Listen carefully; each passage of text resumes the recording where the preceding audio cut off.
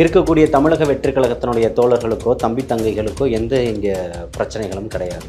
அது நாளை தான் அந்த கூட்டம் அப்படின்னாலும் மிக சிறப்பாக வெகுண்டெழுந்து வருவதற்கு மக்கள் புரட்சி தயாராக இருக்குது. தொண்டர்கள் இருக்காங்க. தலைவர் தளபதி அவர்களுடைய தம்பி தங்கைகள் தயாராக இருக்கு. ஆனால் அதை வந்து தாவைக்காவே வந்து மடைமாட்டுறாங்க பார்த்தீங்களா, எங்களை பார்த்து பயப்படுறாங்க, அதனால தான் இந்த மாதிரிலாம் பண்ணிட்டு இருக்காங்க அப்படின்னு. உண்மையிலே திமுக அரசு விஜய் கண்டு பயப்படுதா என்ன? இந்த உணவு சாப்பிடக்கூடிய இடத்துக்கு வாங்க, பள்ளி கல்வித்துறையினுடைய அமைச்சர் அன்பில் மகேஷ் வந்து சாப்பிடுங்க. காலை உணவு திட்டத்துல உட்கார்ந்து சாப்பிடுங்க.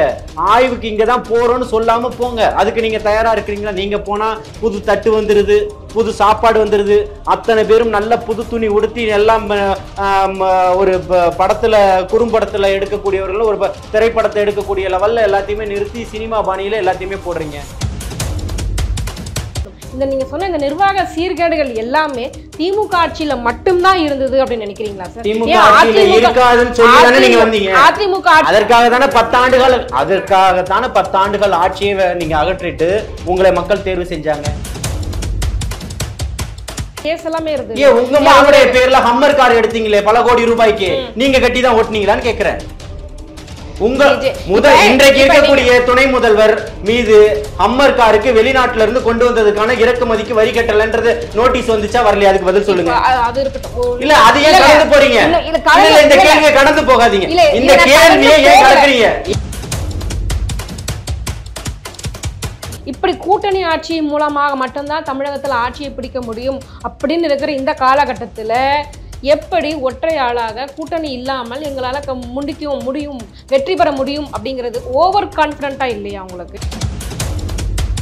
எனக்கு இங்க என்ன தேவைன்றது கூட்டா சேர்ந்து நீங்க மெகா கூட்டணி வச்சு பண்ணீங்க. இந்த 4 ஆண்டுகள் என்னத்தை சாதிச்சிட்டீங்க? ஏற்கனவே பல கூட்டணிகள் வச்சு நீங்க 10 ஆண்டுகள் ஆட்சியில் இருந்தீங்க. நீங்க என்ன பண்ணிட்டீங்க? நீங்க 2 பேரும் தானே கதறீங்க. தமிழக அரசியலினுடைய வரலாற்று களத்தில் இதுவரை பதிவு செய்யப்படாத ஒரு மாநாடாகத்தான் மதுரை மண் வந்து அதை பறைசாற்றும்.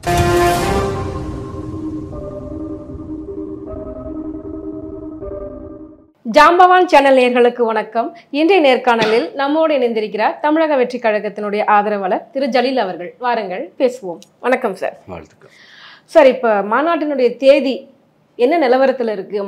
மாநாடுன்னு சொல்கிறீங்க. ஒரு மாநாடு எப்படியோ தடுமாறி வெற்றிகரமாக நடத்தி முடிச்சாச்சு. இப்போ 2வது மாநாடு வந்து தென் மாவட்டத்தில் நடக்க போகிறதாக, மதுரையில் நடக்க போகிறதாக ஃபிக்ஸ் பண்ணியிருக்கு. என்ன தேதி, அதில் என்ன குளறுபடிகள்? இல்லை, முதல் மாநாடுமே வந்து தடுமாறி எல்லாம் நடத்தலை.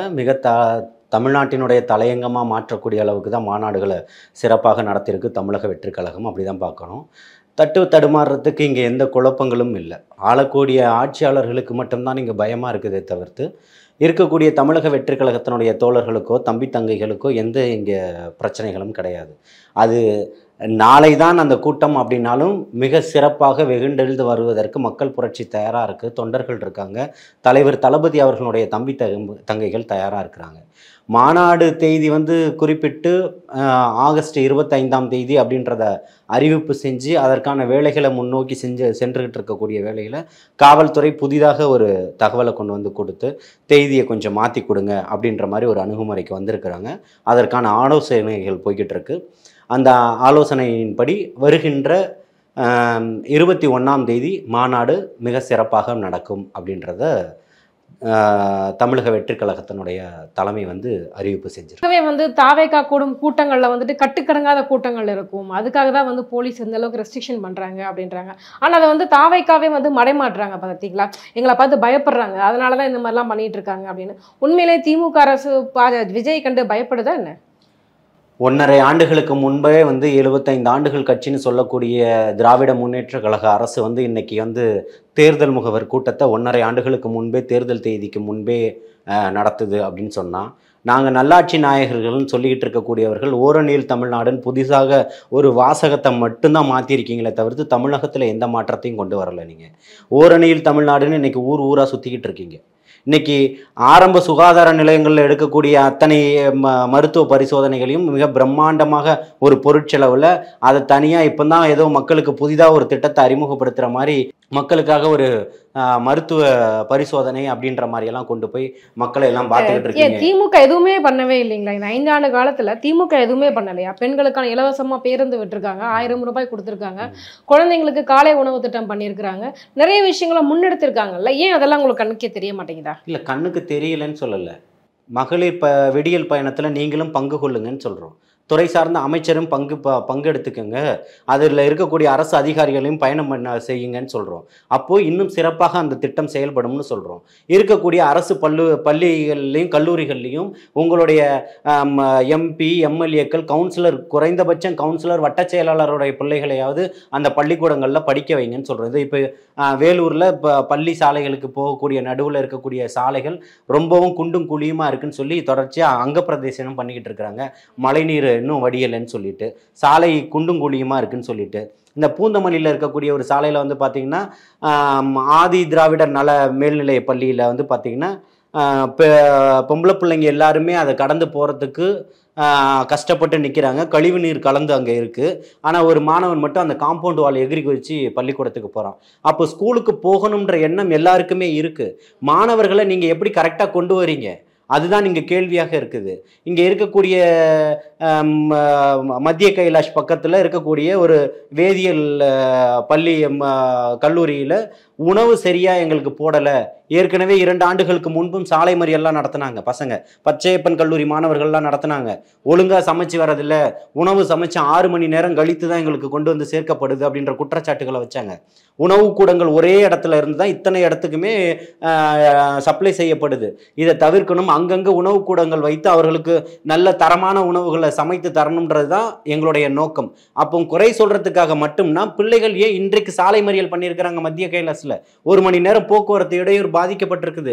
எத்தனை பேர் மருத்துவமனைக்கு செல்லக்கூடியவர்கள், எத்தனை பேர் விமான நிலையங்களுக்கு செல்லக்கூடியவர்கள், எத்தனை பேர் வெளியூர் பயனாளிகள் அதுல மாட்டிக்கிட்டு இருப்பாங்க, எவ்வளவு கல்லூரிக்கு போகக்கூடியவர்கள். நீங்க சொல்றதெல்லாம் பார்த்தா இதெல்லாம் வந்து நல்லாட்சிக்கு உதாரணமானு கேட்கிறான். அப்ப இந்த உணவு சாப்பிடக்கூடிய இடத்துக்கு வாங்க, பள்ளி கல்வித்துறையினுடைய அமைச்சர் அன்பில் மகேஷ் வந்து சாப்பிடுங்க, காலை உணவு திட்டத்துல உட்கார்ந்து சாப்பிடுங்க, ஆய்வுக்கு இங்கதான் போறோம்னு சொல்லாம போங்க. அதுக்கு நீங்க தயாரா இருக்கிறீங்களா? நீங்க போனா புது தட்டு வந்துருது, புது சாப்பாடு வந்துருது, அத்தனை பேரும் நல்ல புது துணி உடுத்தி எல்லாம் ஒரு படத்துல குறும்படத்துல எடுக்கக்கூடியவர்கள் ஒரு திரைப்படத்தை எடுக்கக்கூடிய லெவல்ல எல்லாத்தையுமே நிறுத்தி சினிமா பாணியில எல்லாத்தையுமே போடுறீங்க.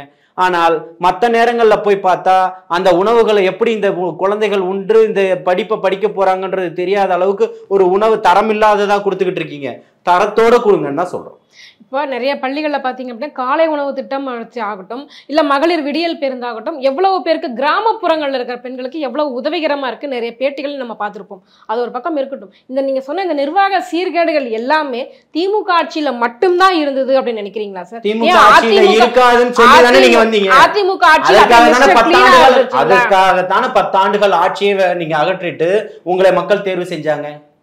அப்ப நீங்களே எதுக்கு அந்த ஆட்சியில இல்லையா இதை கேட்கறதுக்கு நீங்க தேவையில்லையே. அதுக்கு தமிழக வெற்றிக் கழகம் வரட்டும், சீரும் சிறப்புமான ஆட்சியை மக்களுக்கு கொண்டு போய் சேர்க்கும்னு சொல்றோம். ஏன் 0.1% கூட தமிழக வெற்றி கழகத்துல எந்த ஒரு குளறுபடியுமே இருக்காது, அப்படித்தானே? நீங்க வந்து 75 ஆண்டுகள் உங்க மேல இருக்கக்கூடிய ஒட்டுமொத்த அமைச்சர்கள் மேலையும் நாடாளுமன்ற உறுப்பினர்கள் மேலையும் இருக்கக்கூடிய சட்டமன்ற உறுப்பினர் மேலும் கோடி கோடியான கொள்ளை வழக்குகள் இருக்கும். இல்ல அதையே வச்சுக்கிட்டு உங்களுக்கு நாங்க திரும்பவும் வாக்களிக்கணும், திருப்பியும் நீங்க தான் வரணும்னு நினைக்கிறீங்க. கொஞ்சம் வரலாறு திரும்பி பார்க்கணும். ஏன்னா வந்து கார் இறக்குமதிக்கு கூட வரி கட்டல அப்படின்னு சொல்லிட்டு விஜய் அவர்கள் மேல கேஸ் எல்லாமே இருந்தது. உங்க மகனுடைய பேர்ல ஹம்மர் கார் எடுத்தீங்களே பல கோடி ரூபாய்க்கு, நீங்க கட்டி தான் ஓட்டுனீங்களான்னு கேக்குறேன். உங்க இன்றைக்கு இருக்கக்கூடிய துணை முதல்வர் மீது ஹம்மர் காருக்கு வெளிநாட்டுல இருந்து கொண்டு வந்ததுக்கான இறக்குமதிக்கு வரி கட்டலன்றது நோட்டீஸ் வந்துச்சா வரலையா? அதுக்கு பதில் சொல்லுங்க. அது இருக்கட்டும். இல்ல அது ஏன் கடந்து போறீங்க? இந்த கேள்வியை கடந்து போகாதீங்க. இந்த கேள்வியை ஏன் கடக்குறீங்க? இந்த கேள்வியை கடக்காதீங்கன்ற சார் ஒரு நிமிஷம். இதை வந்து நான் கடந்து போகல. இப்ப என்ன சொன்னீங்க? அதிமுக ஆட்சி சரியில்லைன்னு சொல்லிட்டு தான் நாங்க திமுக கோட்டு போட்டோம் அப்படின்னு சொன்னீங்க. ஆமா தானே? ஆமா தானே? அப்ப அவர் வரி கட்டலன்னு கேட்கும்போது இவரும் வரி கட்டலன்னு சொன்னீங்கன்னா அப்புறம் என்ன அர்த்தம்? நான் என்ன சொல்றேன், வேற எந்த குற்றச்சாட்டு உங்களால சொல்ல முடியும்? விமர்சனங்கள் தானே பண்ண முடியும். இங்க அடுக்கடுக்கான குற்றச்சாட்டுகள் இருக்கு. மக்களை மொத்தமா கொன்னு புதைச்சுக்கிட்டு இருக்கீங்கன்னு சொல்றோம். நீங்க விமர்சனங்களை பண்றீங்க. ரெண்டத்துக்கும் வேறுபாடு என்னன்றதை பாருங்க. மக்கள் பாதிக்கப்பட்டிருக்காங்க. ஒரு தனிநபர் ஒருத்தருடைய காருக்கு ஒரு வரி கட்டலைன்னா ஒரு பெரிய மாற்றம் ஒண்ணு வந்துட போறதில்ல, பெரிய இழப்பு ஏற்பட்ட போறதில்ல. ஆனால் நீங்க பண்ணக்கூடிய விஷயங்கள் இன்னைக்கு 18 கோடி ரூபாயை கொண்டு போய் ஓரணியில் தமிழ்நாடு திட்டத்துக்கு விளம்பரம் பண்றீங்க. யாருடைய காசு? மக்களுடைய காசு. நீதிமன்றம் கேள்வி கேட்டிருக்கா இல்லையா? ஆணவ படுகொலைகள் அதிகரிச்சிருக்குன்னு கேள்வி கேட்டு சொல்லியிருக்கா இல்லையா? பெண் மாணவிகளுடைய பாலியல் வன்புணர்வு அதிகமா இருக்குன்னு சொல்லியிருக்கா இல்லையா? சாதிய ஆணவங்கள் தலைவிரிச்சு ஆடுதுன்னு சொல்லியிருக்கா இல்லையா? ஒரு மாணவனால புல்லட் ஓட்டம் இதையெல்லாம் கொண்டு பார்க்காம ஒருவர் காருக்கு வரி கட்டலன்றது உங்களால சொல்ல முடியுதுல்ல? அவர் கட்டிட்டாரு, நீங்க எல்லாத்தையும் சரி செஞ்சு இத்தனை உயிர்களையும் திருப்பி கொடுத்துருவீங்களா? இப்ப நான் கேட்கறது என்ன அப்படின்னா, நீங்க தான் மிஸ்டர் கிளீன் அப்படின்னு சொன்னீங்க. அந்த மிஸ்டர் கிளீன் அப்படின்ற வார்த்தைக்காக தான் இந்த கொஸ்டின் நான் முன் வச்சேன். பாருங்க, எல்லாருமே இங்க மிஸ்டர் கிளீனாலாம் யாருமே கிடையாது, புரியுதுங்களா? இருக்கக்கூடியதுல நீங்க வரி கட்டலன்னு சொன்னீங்க. அதற்கான வரியினுடைய சதவிகிதம் தான் நல்லா பார்க்கணும். அவர் வரி கட்டாமலாம் எந்த காரையும் இங்க இறக்குமதி பண்ணிட முடியாது. அதை நீங்க முதல்ல புரிஞ்சுக்கணும். வரியில குளறுபடி நடந்திருக்குன்றாங்க. அப்ப அந்த அதிகாரிகள் தானே குளறுபடி பண்ணியிருக்கணும். நீங்க எவ்வளவு வரி கேட்கறீங்களோ அதை கொடுத்துட்றோம். பின்பு வரக்கூடிய காலகட்டத்தில் இதுக்கு இவ்வளவு வரி இல்லை, இதுக்கு இவ்வளவு வரி. ஒரு முக்கியஸ்தர், இந்தியாவில் விட மிகப்பெரிய ஒரு பிரபல நடிகர்ன்றதுனால அதை ஒரு செய்தியா மாத்துறீங்களே தவிர்த்து வேற என்ன பண்ண முடிஞ்சது? இப்பவும் சொல்ற விமர்சனங்களை தாண்டி அதுக்கு கட்ட மாட்டேன்னு கோர்ட்டுக்கு போனாரா? ரஜினிகாந்தனுடைய மனைவி தனியார் பள்ளி கட்டணத்துல உட்கார்ந்துக்கிட்டு எனக்கு கொரோனா காலகட்டத்துல இது வேணும்னு சொல்லிட்டு எல்லா குழந்தைங்களுக்கும் ஃபீஸ் வாங்கி ஸ்கூல் நடத்திக்கிட்டு இருக்கும்போது வாடகை தர மாட்டேன்னு கோர்ட்டுக்கு போனாங்களா? அந்த மாதிரி நினைச்சிங்களா? அந்த மாதிரி இங்க எதுவுமே நடக்கலையே. இருக்கக்கூடிய 30 ஆண்டுகளும் மக்கள் சேவை தானே பண்ணிக்கிட்டு இருக்கிறாரு. எல்லா போராட்டங்களுக்கும் களத்துல நின்றுகிட்டு இருக்கிறாரு. அன்னைக்கெல்லாம் அரசியல் வருவோன்றது எதிர்பார்த்தா செஞ்சுக்கிட்டு இருந்தாரு. குருதி கொடியாளர்ல இருந்து கண்ணு தானத்துல இருந்து அத்தனையுமே தானம் கொடுத்துட்டு இருக்கிறாரு. இந்த திருநெல்வேலியினுடைய மாவட்ட செயலாளராக இருந்த அண்ணன் சஜினுடைய இறப்புக்கு உடலை வாங்குவதற்கு முன்னாடியே கண்தானம் செஞ்சுதானே வாங்கினாங்க. இறந்த பின்பும் சேவை செய்வதுதான் தமிழக வெற்றி கழகத்தினுடைய தலைவர் தளபதியினுடைய தம்பி தங்கைகளுடைய வேலையா இருக்கு. உங்களை மாதிரி அடுத்தவனை கொன்னு பதைக்கக்கூடிய உங்களுடைய திமுகவினுடைய கே நகர் தனசேகரனுடைய பேரன் காரை வச்சு அடிச்சு ஒரு சக மாணவனை சாவடிச்சாங்க இல்லையா? அந்த மாதிரி ரத்த காட்டேரிகள் யாரும் இல்ல. அடுத்தவனை வாழ வச்சுதான் பழக்கம், அடுத்தவனுக்கு உளவழிச்சுதான் பழக்கம், அடுத்தவனுடைய வயிற்றுல அடிச்சு பழக்கம் இல்ல, அடுத்தவனை புடுங்கி பழக்கம் இல்லைன்னு சொல்றேன். கண்டிப்பா திமுக கூட்டணியில பாத்தீங்க அப்படின்னா நிறைய குளறுபடிகள் இருக்கு. எதிர்கட்சிகள் முன்வைக்கிற புகாரே அது. ஏன்னா அதிமுக எங்களுக்கெல்லாம் எங்க கிட்ட வாங்க நிறைய பேரை வளவரிச்சு கூப்பிட்டு இருக்காங்க. இப்படி கூட்டணி ஆட்சி மூலமாக மட்டும்தான் தமிழகத்துல ஆட்சியை பிடிக்க முடியும் அப்படின்னு இருக்கிற இந்த காலகட்டத்துல எப்படி ஒற்றை ஆளாக கூட்டணி இல்லாமல் எங்களால முடியும், வெற்றி பெற முடியும் அப்படிங்கிறது ஓவர் கான்பிடண்டா இல்லையா உங்களுக்கு? இதை என்னுடைய வலியும் வேதனையும் நான் பேசணும் அப்படின்றதுக்கு பேரு ஓவர் கான்ஃபிடென்ட்னா இருந்துட்டு போகுதுன்னு சொல்றேன். எனக்கு இங்க என்ன தேவைன்றது கூட்டா சேர்ந்து நீங்க மெகா கூட்டணி வச்சு பண்ணீங்க. இந்த 4 ஆண்டுகள் என்னத்தை சாதிச்சிட்டீங்க? ஏற்கனவே பல கூட்டணிகள் வச்சு நீங்க 10 ஆண்டுகள் ஆட்சியில இருந்தீங்க. நீங்க என்ன பண்ணிட்டீங்க? நீங்க 2 பேரும் தானே கதறீங்க. மக்கள் ஓட்டு போடுறதுக்கு இந்த பக்கம் தயாரா இருக்கான். தமிழக வெற்றி கழகம் தான் இன்னைக்கு வேணும்ன்றத முடிவு பண்ணிட்டான். ரெண்டுத்துக்கு வித்தியாசம் என்ன, வேறுபாடுகளை பாருங்க. கூட்டணியாக இருந்து நீங்க அண்ணன் திருமா மதுக்கு எதிராக போராட்டங்கள் நடத்தலையா? சமூக ஆதிக்க சமூகத்துக்கு எதிர்த்து நீங்க சிபிஐ வழக்குக்கு மாற்றப்படணும்னு சொல்லலையா? இங்க தேசிய தலைவருடைய மாநில தலைவர், தேசிய கட்சியினுடைய மாநில தலைவர் அண்ணன் ஆம்ஸ்டாங் அவர்களுடைய படுகொலைக்கு அவர்களுடைய மனைவி இப்ப போய் நீதிமன்றத்தினுடைய கதவுகளை தட்டலையா? ஏன் சிபிஐக்கு மாற்றக்கூடாதுன்னு நீங்க அடம் பிடிக்கிறீங்க? அப்ப உடனடியா சிபிஐக்கு மாற்றணும் இல்ல? ஒரே ஒரு தம்பி அஜித் குமாரனுடைய படுபாதக செயலுக்கு உடனடியா சிபிஐக்கு வழக்கு கொடுக்குறீங்க. இருக்கக்கூடிய தமிழகத்துல இருக்கக்கூடிய அத்தனை A++ ரவுடிகளும் அந்த கொலை வழக்குல சம்பந்தப்பட்டிருக்கான். ஆளுங்கட்சிக்கு தொடர்பு இருக்குன்னு சொல்லப்படுது. ஆளுங்கட்சி மீது விசாரணை வரணும்னு சொல்றாங்க. அப்ப ஏன் இதை சிபிஐக்கு மாற்றுறதுக்கு உங்களுக்கு என்ன தயக்கம்? நீங்க நல்லாட்சி நாயகரா இருந்தா சிபிஐக்கு மாத்திட்டு போக வேண்டியதானே இந்த வழக்கு? அப்ப மக்கள் உங்கள் மீது நம்பிக்கையை இழக்கக்கூடிய இடத்துல தானே நீங்க வச்சுக்கிட்டு இருக்கிறீங்க. 4 ஒரு மேனியும் பொழுதொரு வண்ணமா இங்க அனைத்து பிரச்சனைகளும் நடந்துகிட்டு தானே இருக்கு. ஏன்னா தமிழக வெற்றி கழகத்துக்கு யாரும் கூட்டணிக்கு போகலையா? அது கூட்டணி பேச்சுவார்த்தையை நடத்தலையா? இல்ல நீங்க யார்கிட்டயும் அப்ரோச் பண்ணலையா? இல்ல இப்பவும் சொல்றோம், எங்களை நம்பி வரக்கூடியவர்களுக்கு தான் ஆட்சியிலும் அதிகாரத்திலும் பங்குன்னு சொல்லியிருக்கோம். அது சிறப்பான திட்டங்கள் இருக்கு, புரியுதுங்களா? கூட்டணிக்கு வருபவர்கள் யாரெல்லாம் வரான்னு இன்னும் ஒரு 2-3 மாதங்கள் காத்திருந்து பாருங்க. திமுக ஆளும் தரப்புக்கோ ஆண்ட தரப்புக்கோ மிகப்பெரிய பேர் அதிர்ச்சிகள் இருக்கு. திமுக கூட்டணி உடையும்ன்றதை இதே நேர்காணல்ல பல முறை சொல்லியிருக்கேன், புரியுதுங்களா? திமுக கூட்டணி 100% உடையும், அதுல மாற்று கருத்தே இல்லை. அவர்கள் உடைந்து வெளியில வரக்கூடியவர்கள் எங்க போவாருன்றத நீங்க உட்காருங்க. அன்னைக்கு இதே மாதிரி 1-to-1 நேர்காணல் நடத்துவோம். அன்னைக்கு இதற்கான விடை தெரியும் உங்களுக்குன்னு சொல்றேன். பொதுவாகவே பார்த்தீங்க அப்படின்னா அந்த திமுக ஆகட்டும், அதிமுக ஆகட்டும், பாஜக ஆகட்டும், நிறைய பேர் பார்த்தீங்க அப்படின்னா அந்த கட்சியில் இருக்கக்கூடிய நிறைய சீனியர்ஸ் இருப்பாங்க. பல்வேறு ரொம்ப வருஷமா அந்த கட்சியில் இருந்து அனுபவம் வாய்ந்தவர்கள் நிறைய பேர் இருப்பாங்க. இப்போ இந்த தமிழக வெற்றி கழகத்தில் பார்த்தீங்க அப்படின்னா அனுபவம் வாய்ந்த அரசியல் தலைவர்கள் அப்படின்றது பெருசாக யாருமே இல்லையே. இது உங்க கட்சிக்கு ஒரு பின்னடைவா நீங்க என்னைக்காவது பார்த்ததுண்டா?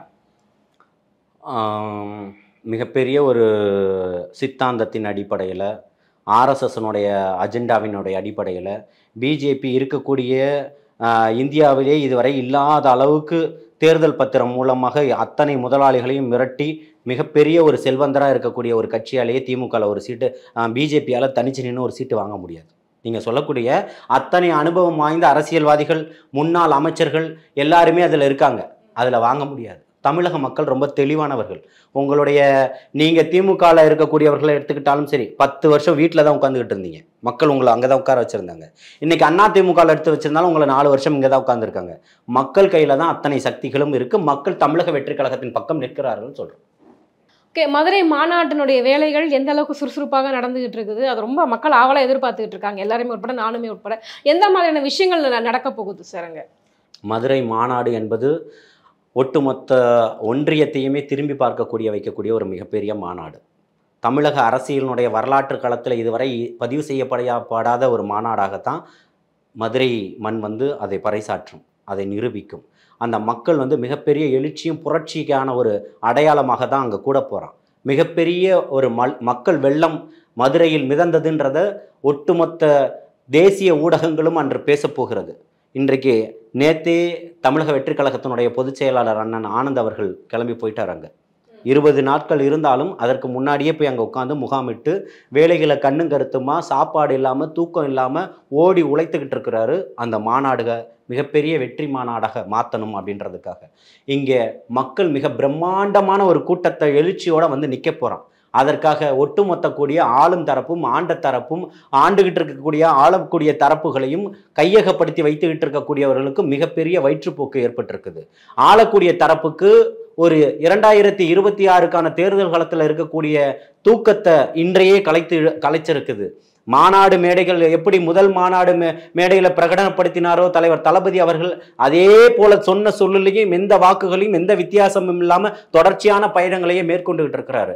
இன்னைக்கு 2வது மாநாடு இப்பேற்பட்ட ஒரு சூழல்ல மாநாடு நடக்குதே அப்படின்றத பார்க்கும்போது ஆளும் தரப்புக்கு மிகப்பெரிய பிபி அதிகரிச்சிருக்கு. ஆண்ட தரப்புக்கு நாங்கள் மக்களை காப்போம், மண்ணை தமிழகத்தை மீட்போம்ன்ற பயணத்தில் இன்னைக்கு தோல்வி அடைஞ்சிருக்குது.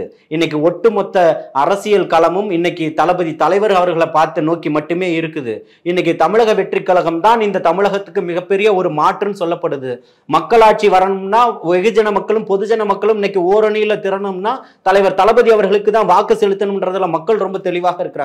அப்ப இந்த மாநாடினுடைய எழுச்சி எப்பேற்பட்டதாக இருக்கும், அதனுடைய புரட்சி எப்பேற்பட்டதாக இருக்கும்னா 2026 ஒட்டுமொத்த நாளிதழ்களும் செய்திகளும் காட்சி ஊடகங்களும் அச்சு ஊடகங்களும் மாநிலத்தில் மிகப்பெரிய ஒரு புரட்சியை ஏற்படுத்தியிருக்கு இந்த தமிழக வெற்றி கழகம்ன்றத அன்றை பிரதிபலிக்கும். அது தமிழக வெற்றி கழகத்தினுடைய ஆட்சி அமைக்கக்கூடிய நாளாக இருக்கும். அன்னைக்கு தலைவர் தளபதி அவர்கள் ஜார்ஜ் கோட்டையிலே கொடியேற்றுவார். எங்க பல்வேறு கேள்விகளுக்கு ரொம்ப சிறப்பான பதில் சொன்னீங்க சார், ரொம்ப நன்றி.